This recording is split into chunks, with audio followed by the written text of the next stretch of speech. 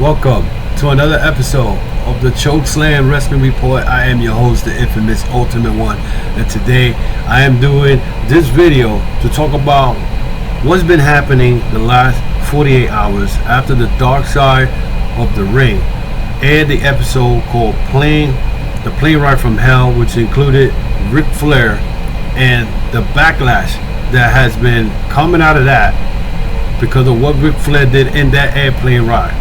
Not only that, but a Impact executive has been suspended, and we're talking about Tommy Dreamer. So Tommy Dreamer went out of his way to come out of this Dark Side of the Ring episode and made comments that may have cost him his job, because as of yesterday, he was definitely suspended by Impact Wrestling. But because of what happened with Ric Flair stuff, you know that you guys have been seeing Ric Flair come on the Car Shield commercials, and he comes on the AEW events when they air on TNT or WWE on USA Network. His commercial has been on pause right now, according to the company that runs the advertising. They are known as I believe they are the Intermedia Advertising Agency. Said, "We take these matters very seriously. As of right now, we're pausing the campaign and we will do our due diligence." PWSI also stated that there is currently no timetable for this commercial to return to the airways, and the commercial will soon disappear from the airways pending further investigation. Now, with that being said, you know that Ric Flair just left WWE. He asked for his release. He showed up at Triple Mania, accompanying Andrades against Kenny Omega. Now, the word was that after his 90-day clause was over, he was going to join AEW. And pretty much, AEW,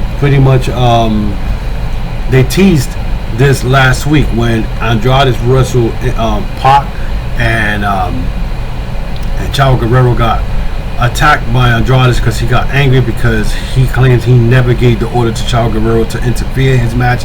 So that gave you a clue that there was a possibility that Ric Flair may be coming into AEW. But after this episode aired and the stuff that has happened with Ric Flair, I don't think, I know for a fact, Tony Khan is not going to touch Ric Flair as of right now because it's bad publicity. Hey, and if you don't believe me, look what Tessa Blanchard is still out there. Tessa Blanchard right now, she still is not signed by any promotion. I think the last time she wrestled was in Warrior Wrestling against Kylie Ray, I think it was. I'm not sure if I'm saying it right, her name.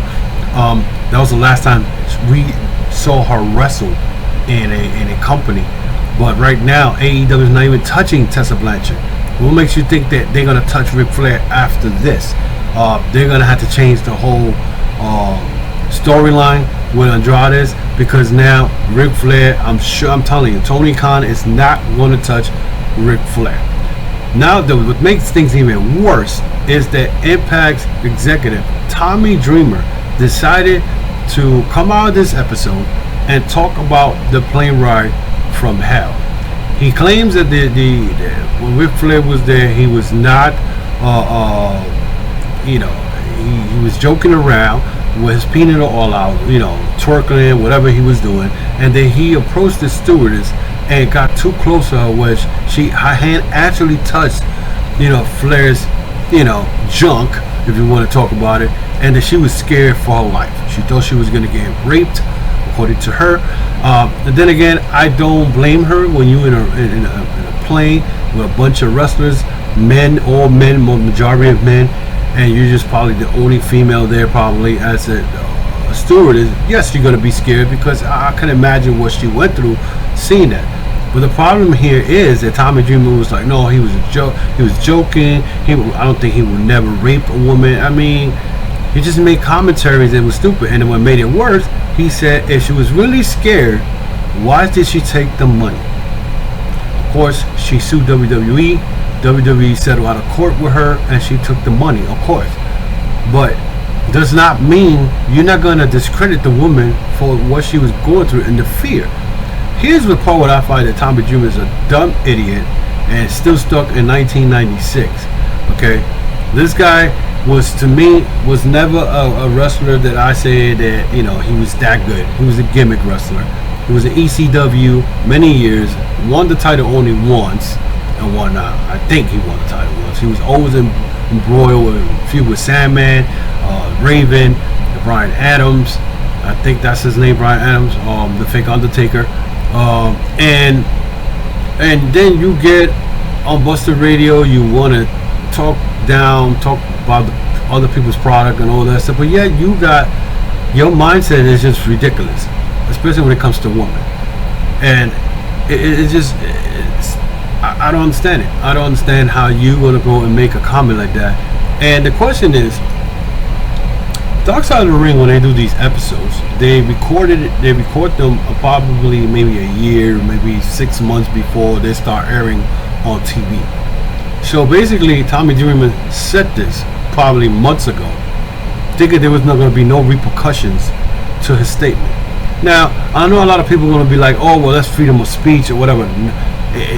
It becomes freedom of speech if you're not working for anyone, but you work for a company, a promotion, Impact Wrestling, and that does not look good for Anthem and Norham and Scott D'Amore and Gail Kim, who is trying to bring this product from the dust because they've been suffering for a while, and then they're going to have a clown like you work for them as an executive and then make these comments when you walk around female wrestlers.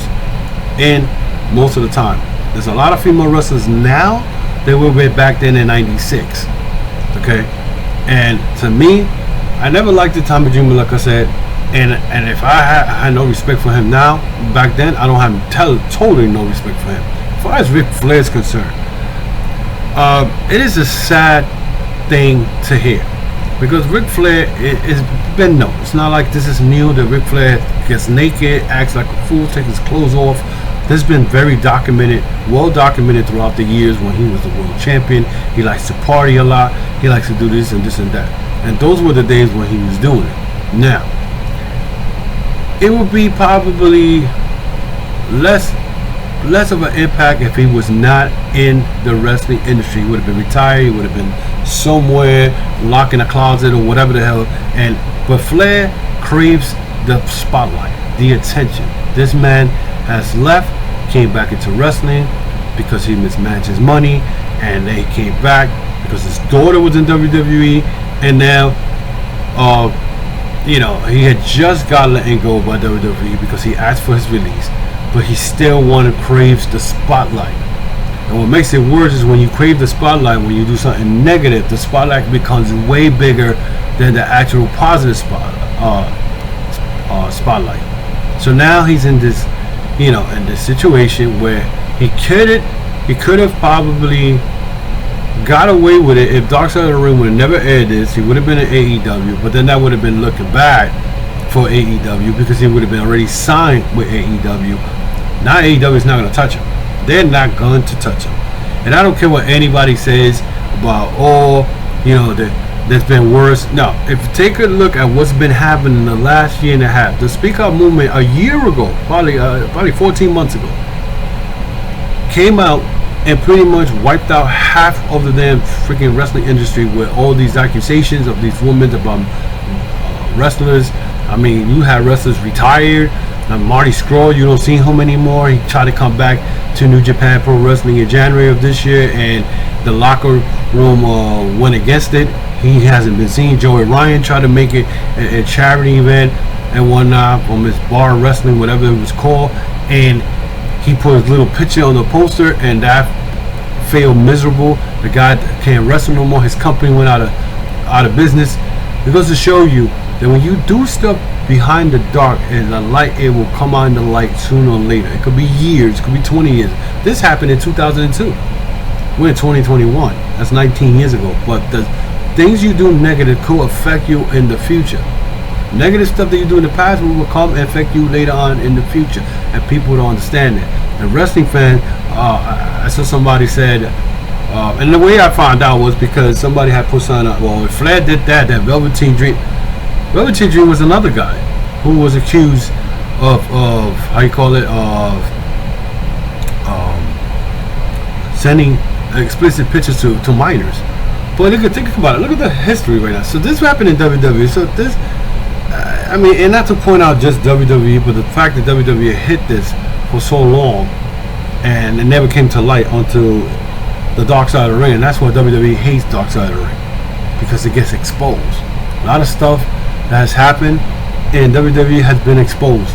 The Moolah situation where, you know, they screwed over Wendy Richter, the tournament with the Brawl for It All, which pretty much killed Dr. Death Steve Williams' career, and now this. The dark side of the ring is just, he continues to expose all these negativity that happen in wrestling. You know what I'm saying? And when it comes out, people's careers get hurt. But then again, you shouldn't have been doing it to begin with, and whatnot.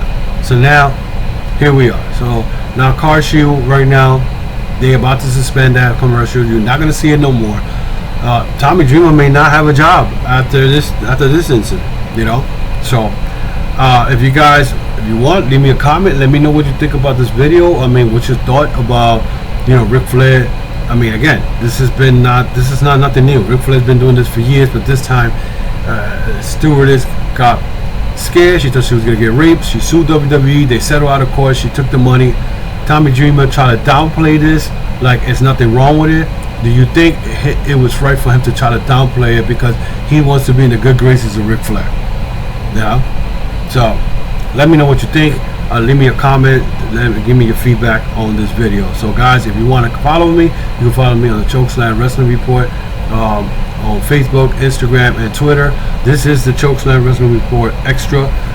So, you know, usually I do podcasts on Spotify, Apple, Google, Amazon Music. It's called the Chokeslam Wrestling Report, also on the podcast, so you can follow me there. I do that every Sunday. So I just came in on this. It's been a while since I've been on doing these videos. It's been a while. It's early in the morning, so if I kind of like stuttering or whatever, you know, I haven't drank my cup of coffee yet. But let me know what you think about this video. Let me know what you think about the Andrades situation, the Ric Flair situation. Is Tony Khan going to sign Ric Flair? I don't think it's happening. Is Tommy Dreamer will be able to have his job? He continue to have his job? I highly doubt it too. So until then, guys, I am the ultimate one from New York City. This is the Chokeslam Wrestling Report Extra. Until then, be safe and God bless.